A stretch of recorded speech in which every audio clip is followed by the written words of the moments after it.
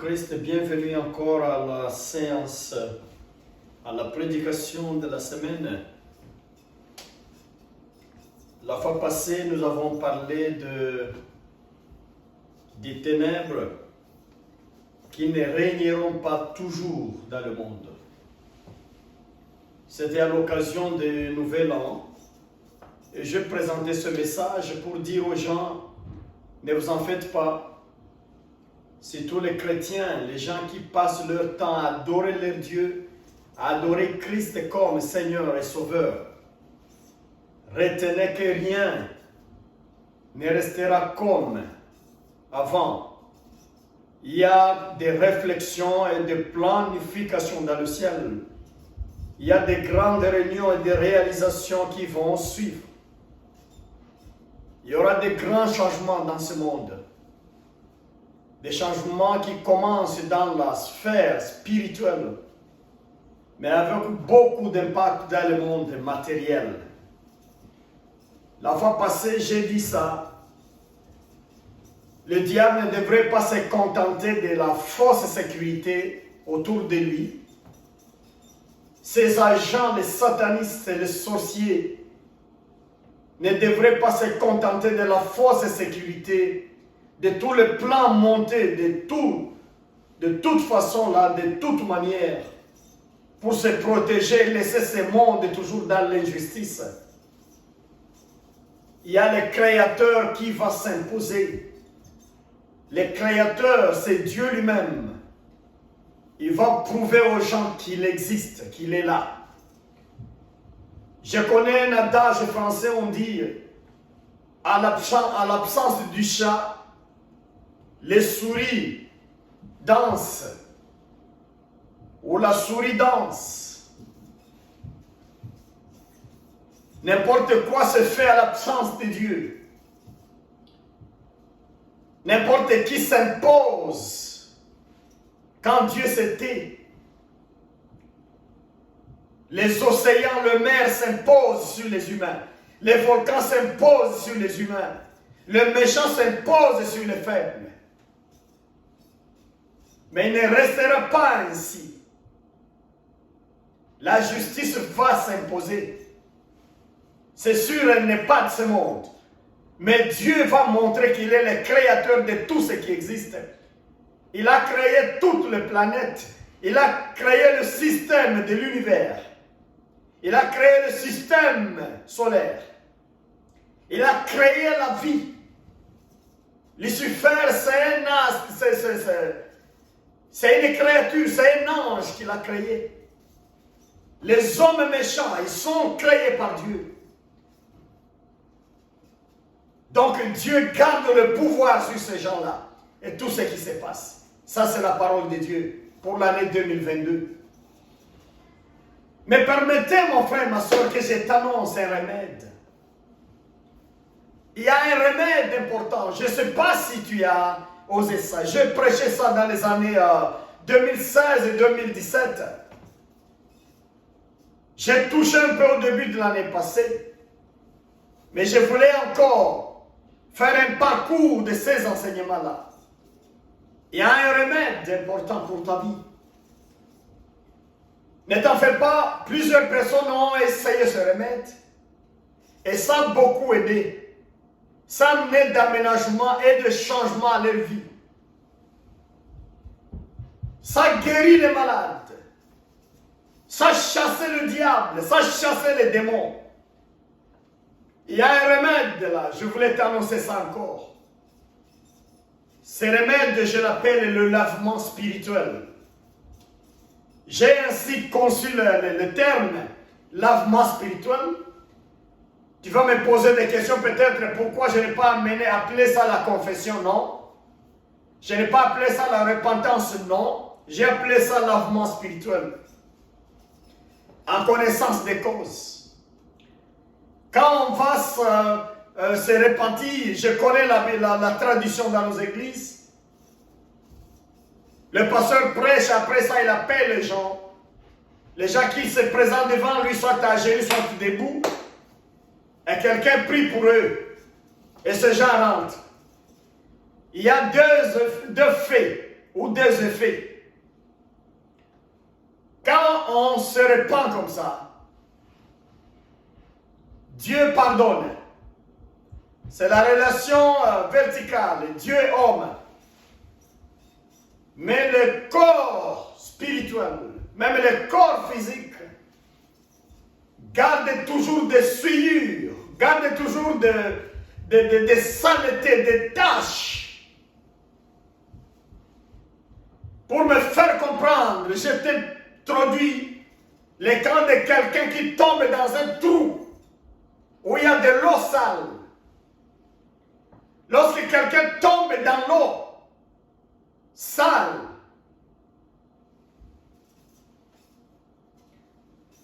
un sauveur peut passer à côté de lui et lui donner une corde, lui donner une chaîne, lui donner un bâton et le retirer du trou. L'homme est sauvé. L'homme a eu le pardon du passant, celui qui l'a sauvé. Mais il faut que cet homme se purifie. Il doit chercher de l'eau, il doit chercher du savon. Beaucoup de personnes sont dans cette croyance-là. Ils vont devant l'église, ils se mettent à genoux et ils espèrent que tout est passé. Moi, je te dis, relation Dieu-homme, c'est correct. Quand tu te donnes le courage d'aller t'agenouiller devant le public ou devant Dieu, c'est tout. Il y a la notion de pardon. Dieu te pardonne. Dieu voit un peu l'humilité que tu as. Mais il y a des souillures, des saletés que ton corps a tiré l'endroit où tu étais dans le trou. Voilà pourquoi j'ai appelé ça lavement spirituel. Nous avons tous des âmes sales par manque d'amour, par manque de justice dans nos actions toute la journée, par manque d'équité, par manque de fidélité. Nous faisons des fautes. Nous nous habillons bien, des tenues saines, en des concordances de l'habillement propre, avec des parfums de bonne odeur. Mais nos âmes sont sales par le péché. Nous sommes repentis, mais nous ne sommes pas purifiés encore. Et pourtant, le pardon, c'est Dieu qui accorde ça. Dieu nous a déjà justifiés. Il y a beaucoup d'évangélistes qui prêchent l'évangile de grâce. Ils disent que Dieu a déjà pardonné l'humanité. Tous les péchés que nous commettons, toutes les souillures que nous subissons, c'est naturellement effacé et pardonné. Il y a ceux-là qui prêchent comme ça. Il n'y a plus de péché. Ils sélectionnent quelques versets dans la Bible, notamment en 1er Jean. Ils disent, celui qui est en Jésus ne pêche plus. Et voilà, ils sont contents comme ça. Je te dis non. Je te dis non. Ta maladie continue, puisqu'il y a encore des problèmes comme ça.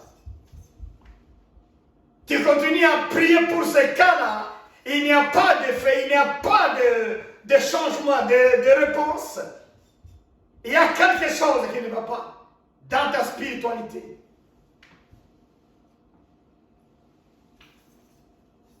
Si je me rappelle bien de notre Bible, en Ésaïe 59, premier verset à 2, Dieu n'est pas loin de nous. Sa main n'est pas si courte pour nous aider, mais sont nos péchés qui mettent des distances entre Dieu et nous. C'est le péché. Là, c'est Ésaïe. Mais je peux joindre notre verset de 1 Jean 1, 8 à 10. Voyons ce que nous dit la Bible. 1er Jean, chapitre 1er, 8 à 10. La Bible nous dit ceci. Si nous prétendons n'être coupables d'aucun péché, nous nous trompons et la vérité n'habite pas en nous. Si nous reconnaissons nos péchés, il est fidèle et juste. Et par conséquent, il nous pardonnera de nos péchés et nous purifiera de tout le mal que nous avons commis. Là, j'ai pris quelque chose de très important. Pardonner le péché et purifier les souillures. C'est deux choses différentes. Ou différentes. Je me rappelle quand David confessait ce péché, en Psaume 32, il dit ça aussi, il dit « Heureux l'homme dont les péchés sont pardonnés, et les souillures sont purifiés. » C'est-à-dire, le péché a toujours deux effets. L'effet des relations verticales avec Dieu et l'effet sur toi-même, la souillure, la saleté que ça te laisse. Cette saleté ne se fait pas voir sur le corps extérieur comme ça, mais le corps intérieur porte des souillures et des taches, des cicatrices. Paul le dit bien, fuyez l'impudicité. Il y a des péchés qui se font à l'extérieur du corps. Mais l'impudicité, c'est dans le corps. Ça laisse des marques, ça abandonne des marques sur le corps spirituel. Des souillures.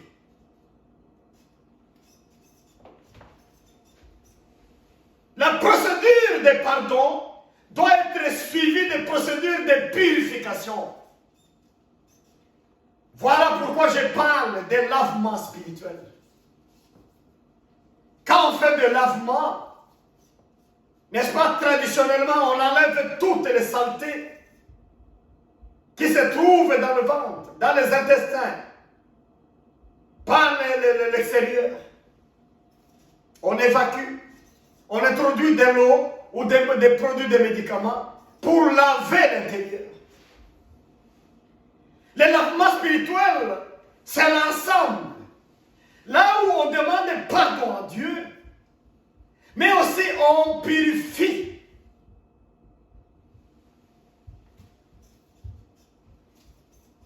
Ceux qui prêchent la grâce seulement, qu'il n'y a plus de péché dans ce monde, ils ont trompé beaucoup de gens. Ils ont dévié beaucoup de chrétiens et chrétiennes. Ils ont dévié beaucoup de serviteurs de Dieu. Voilà pourquoi les gens font n'importe quoi aujourd'hui.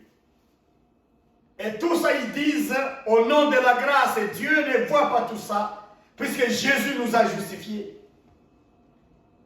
J'ai dit évidemment, il nous a justifiés, mais nos corps portent des souillures. C'est pourquoi Paul a dit, sanctifiez-vous, répentez-vous, confessez vos péchés. Jacques a dit aussi, l'apôtre Jacques, confessez vos péchés l'un à l'autre et priez pour que vous puissiez guérir. Maintenant, il y a une maladie. Les sorciers, les satanistes, les ondes négatives, des ancêtres, de démons, de mauvais esprits, ont jeté des maladies dans ton corps. Et là, accepte-moi, les maladies viennent presque du monde des ténèbres. Le corps sans attaque du diable peut aller à des centaines d'années sans souffrir de maladies. Mais quand je dis ceci, je suis en train de prêcher. Mais dans le monde des sciences, non, on n'a pas bien mangé, on tombe malade, il y a beaucoup de froid, on tombe malade, beaucoup de chaleur, on tombe malade. Ça, c'est autre chose. Moi, je suis ici dans les choses de la foi. Mais tu es malade, écoutez. Tu es allé à l'hôpital. Et le pronostic, c'est que tu es malade. On a retrouvé le diabète. On a trouvé un cancer. On a trouvé l'attaque de l'AVC. On a trouvé ceci, cela. Et quand on te donne les résultats, tu trembles. Et la vie commence à chuter depuis ce jour-là. Mais Jacques dit quoi? Confessez vos péchés entre vous. Et priez pour que vous puissiez guérir. Cela veut dire que Jacques a essayé de concilier le péché et la maladie. Quand Jésus a guéri le malade, souvent il disait, va-t'en, toi femme, va-t'en, toi homme, et ne pêche plus. Donc même Jésus associait le péché aux maladies, le péché à la pauvreté, le péché à l'infirmité. Quand on dit ça aux gens du 21e siècle, ils n'acceptent pas. Mais il y a une corrélation entre le péché et la maladie, le péché et la pauvreté, le péché et tout le mal qui se bat contre nous. Ça peut être un péché que tu n'as pas commis toi-même, mais c'est un péché hérité, c'est un péché de ton père, un péché de ta mère, un péché de tes ancêtres, et qui continue à ronger vos vies.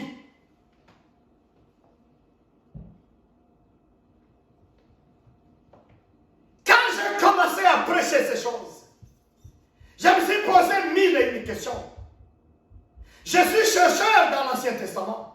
Je suis un exégète très bien formé. J'ai un PhD en exégète de l'Ancien Testament.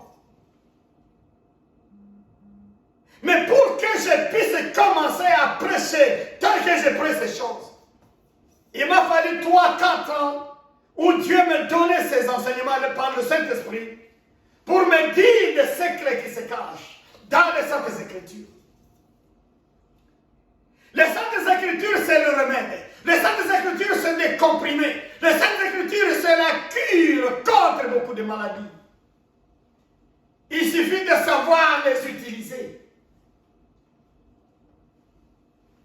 Chose qui n'est pas pratique dans la plupart des familles, dans la plupart des églises. On a là la Bible comme des théories, comme une histoire. Ça, ce n'est pas une histoire, c'est une vérité. Pour être convaincu moi-même, j'ai vu l'expérience parmi les gens. Les gens que nous prêchons, les gens auxquels nous administrons la cure de la parole. Je vois comment les choses réagissent. Je vois comment la santé change. Je vois comment les guérisons se présentent. Alors là, dit, ce n'est pas de blague, c'est la vérité. Mon frère, il y a un secret qui se cache, que tu dois savoir aujourd'hui. Beaucoup de gens m'écrivent. J'ai vu une diminution des abonnés là, une diminution aussi des gens, surtout pendant les périodes de fête. Ça, c'est pas mon problème, ça. J'ai fait mon devoir. Mais les gens qui m'écrivent, oh, j'ai fait plusieurs fois. Regarde le problème, je me donne à l'église. Je donne beaucoup d'offrandes. Je suis fidèle à chaque programme que Dieu donne. Mais il n'y a pas de changement, j'ai un grand blocage. Regarde la réponse aujourd'hui, à partir de cette prédication aussi. Si tu ne vois pas de changement tous les jours, tu dois chercher un remède. Les choses de Dieu sont dynamiques. Quand tu touches un bon bouton, il y a des réactions toujours dans le monde spirituel. Je répète, quand tu touches au bon bouton, tu appuies le bon bouton, il y a des changements et des bouleversements dans le monde spirituel. La prière, ce n'est pas une routine là de venir seulement prier. Tu ne sens rien. Il y a toujours des sensations nouvelles dans chaque acte de prier Dieu. Alléluia. Mais combien de gens sont guéris à travers ce lavement spirituel? Il y a beaucoup de témoignages. Je ne parle pas de dizaines, de centaines. Il y a plusieurs cas de naissance, là où la stérilité faisait la loi, la stérilité, la famille 10 enfants, 20 à 100 enfants. Mais le lavement spirituel a ouvert la porte. Le lavement spirituel a guéri les asthmatiques. Le lavement spirituel a guéri les diabétiques. Le lavement spirituel a guéri beaucoup d'infirmités dans les gens. Je vous dis la vérité. Je ne fais pas encore un ministère dans une église locale pour t'amener les gens à témoigner. Je le fais en ligne, vous savez le problème du monde actuellement. Mais le témoignage, je n'en manque pas. Chaque semaine, je suis contacté. Soit pour un problème, soit pour un témoignage de ce que le Seigneur est en train d'opérer. Mais si j'avais des chaînes de télévision et enseignais les gens en direct, en présentiel, tu allais voir comment les gens témoignent et tout ce que le Seigneur fait pour eux. Le lavement spirituel. Ma soeur, on a prié cette année. On a prié l'année passée, l'année antérieure. Et 5 ans passés, il n'y a pas de changement. Tu dois rentrer dans le lavement spirituel. Revenez dans le changement spirituel, dans le lavement spirituel, mon frère. Pour le moment, je ne presse pas beaucoup de temps. Je prends juste un peu de temps là. Pourquoi revenir maintenant dans le lavement spirituel? Les réponses que tu attends depuis beaucoup d'années sans recevoir, il y a des réclamations sataniques, il y a des réclamations diaboliques pour cause des péchés que tu as commis. Et les péchés que tes anciens, tes parents ont commis. Des péchés que tu as commis quand tu étais encore jeune. Les péchés que tu as commis contre tes parents. Les péchés que tu as commis contre le voisinage. Si tu connais ta Bible, tu sais que Jésus appelle Satan accusateur, destructeur et tueur meurtrier. Pierre, l'apôtre Pierre, il a appelé l'accusateur. Il a demandé aux gens, soyez sobres, chapitre 5. 1 Pierre, chapitre 5. Et verset 8. Soyez vigilants, soyez sobres. Votre accusateur ne dort pas. Il ronge toujours, il rôde pour chercher quelqu'un qui va avaler l'accusateur. Si tu as lu le livre de Job au chapitre 1er, tu verras comment Job était dans une bonne vie, une belle vie, une bonne vie. Mais comment Satan l'a accusé devant Dieu. Donc il est accusateur. Que tu le veuilles ou pas, il accuse. Que tu aies fait du bien, que tu aies fait du mal, Satan accuse toujours. Jour et nuit, il ne cesse d'aller en haut là pour aller accuser les gens qui vivent sur la terre.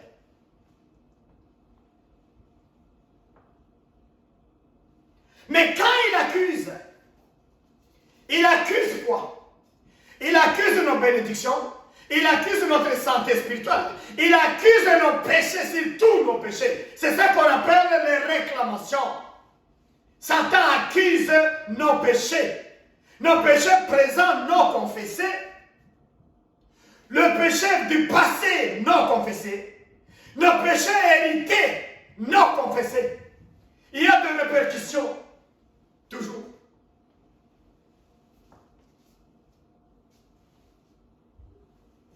Oh, que Dieu nous aide. Voilà pourquoi nous avons l'Esprit de Dieu lavement spirituel. Comment nous pouvons nous laver pour éviter les accusations? Quand il accuse, mais il n'a pas de dossier. On va trouver la farde d'accusations vide. Il n'y a pas de matière. Il n'y a pas de code, de faute. Il n'y a pas de données. Il n'y a rien comme accusation. Comme motif, il n'y en a pas.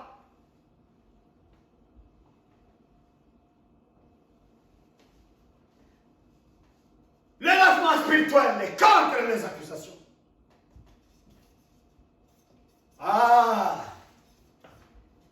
Pour que je puisse être à mesure de connaître le lavement spirituel, j'ai d'abord souffert aussi. J'ai eu pas mal de problèmes.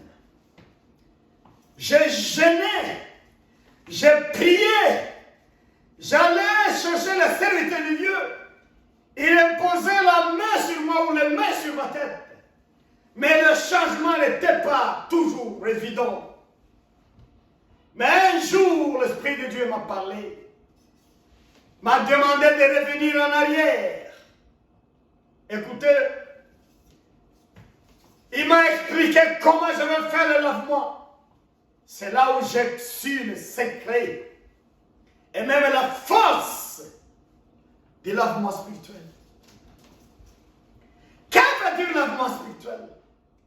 C'est le fait de rentrer en arrière, de ne pas se contenter du présent, d'aller fouiller dans le passé, dans ton histoire du passé, dans ton comportement du passé, dans tes réactions du passé, dans ton caractère du passé,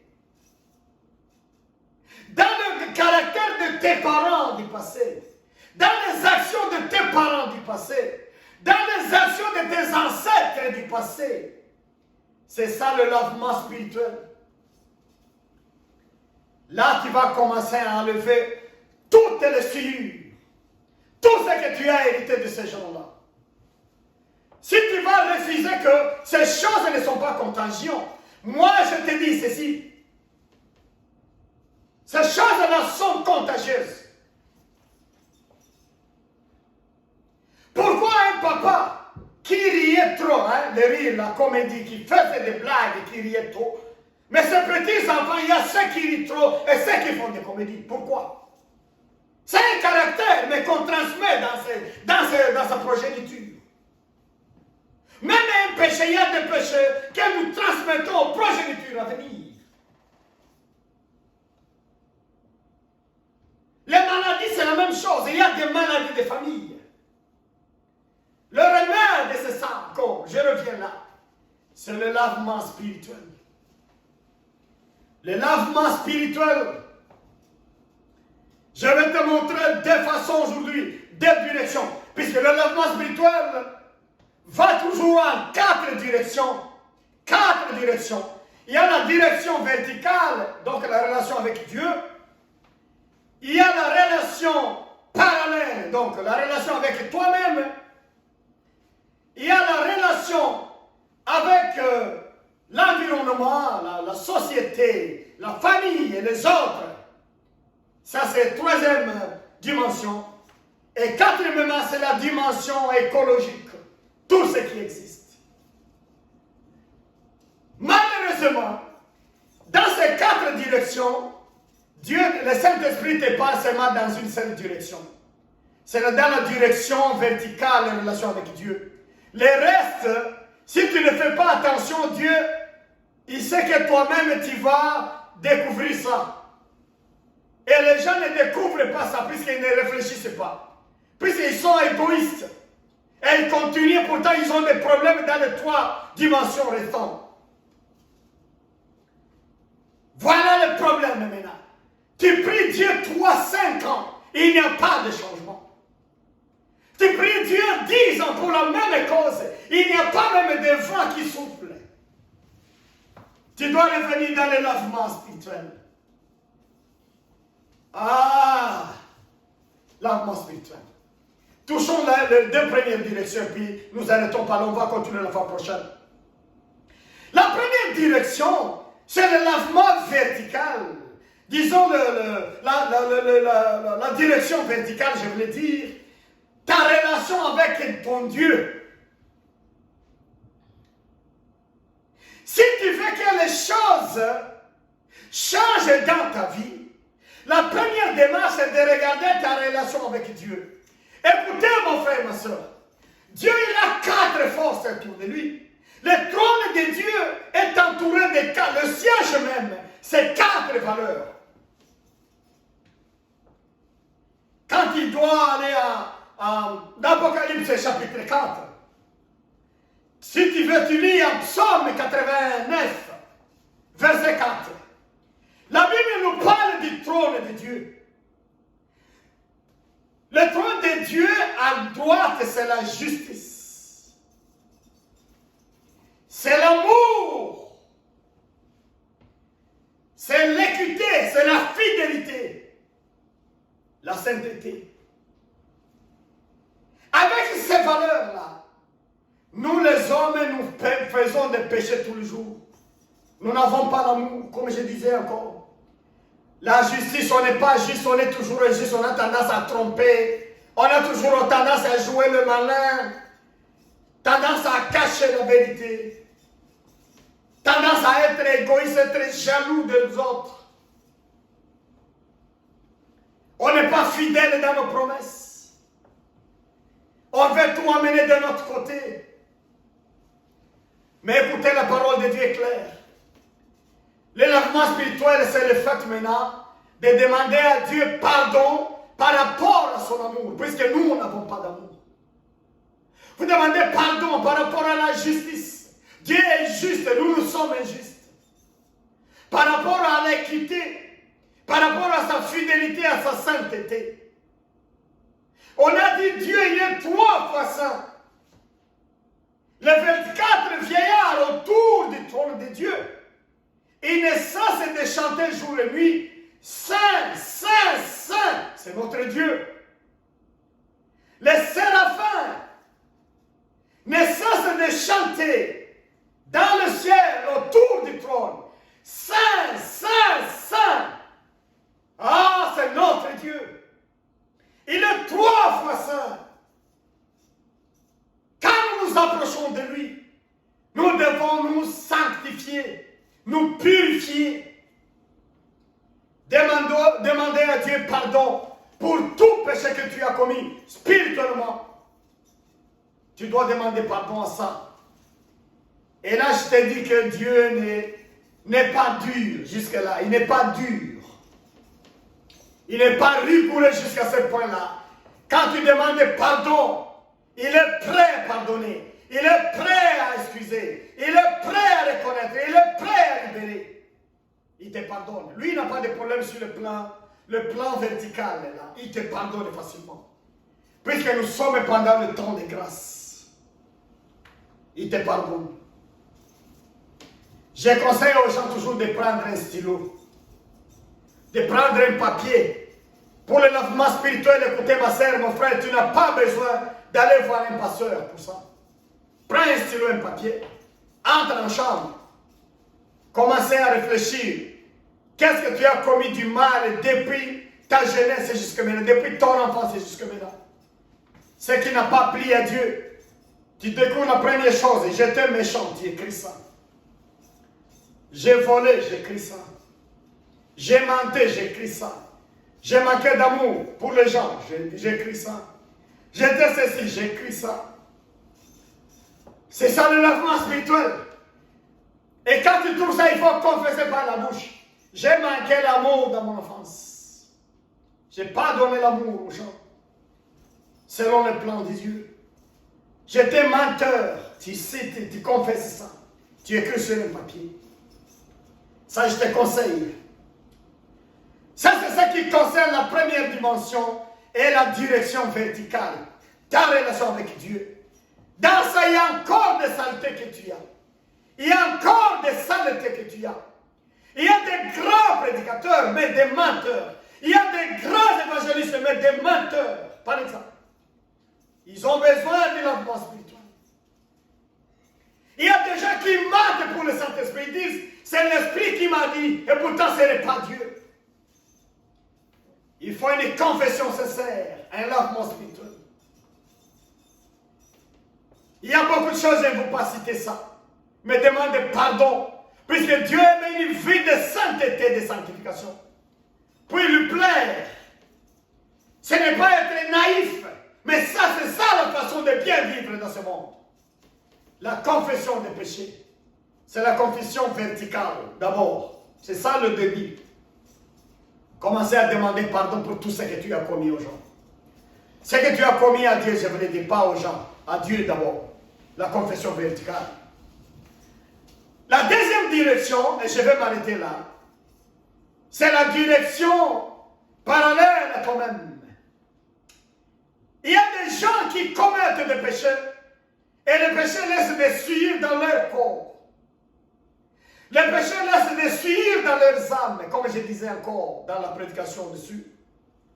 Il faut demander pardon à Dieu pour la saleté dans le corps. Il y a des péchés, par exemple, où l'homme ne s'aime pas.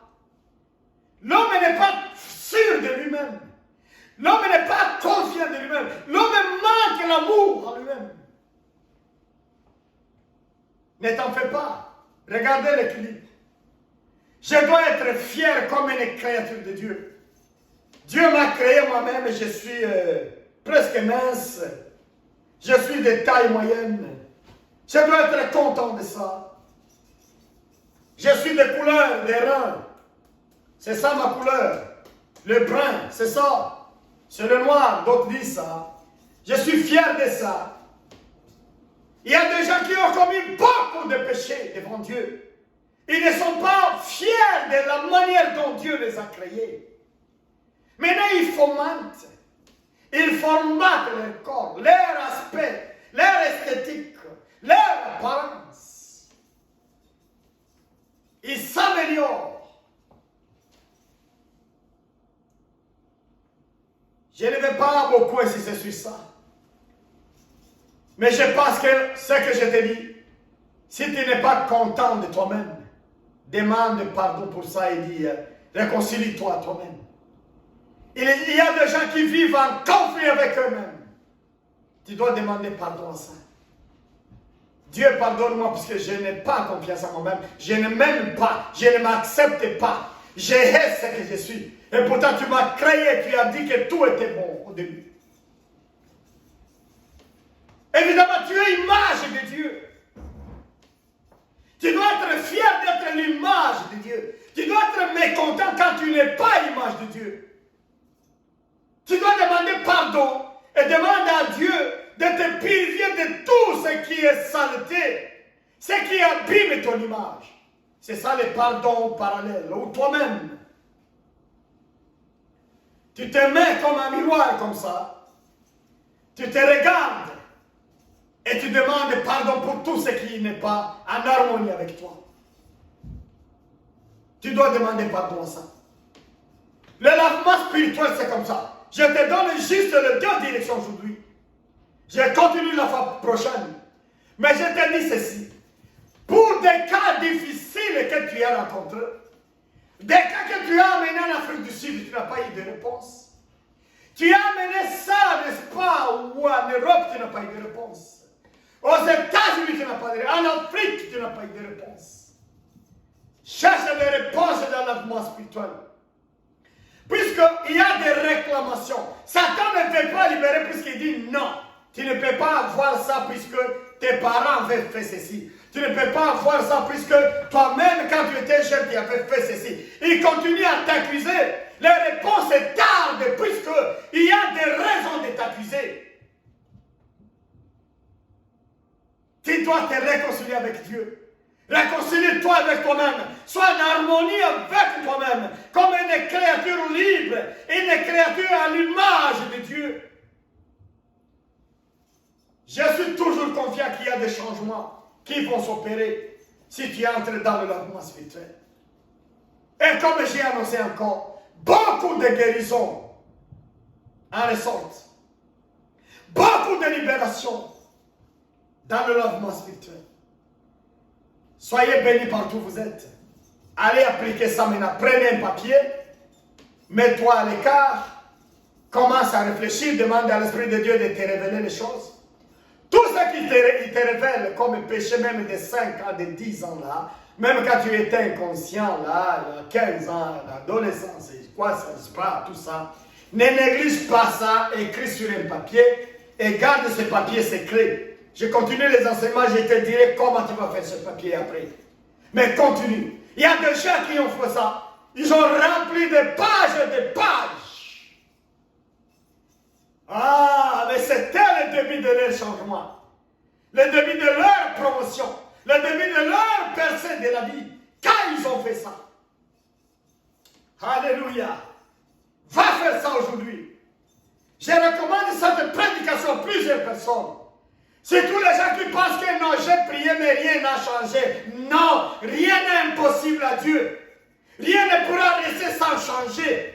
Regarde, reviens, si tu reviens en arrière, dans le logement spirituel, tu verras que tu vas bien avancer. Que Dieu vous bénisse partout où vous êtes. Père éternel, merci.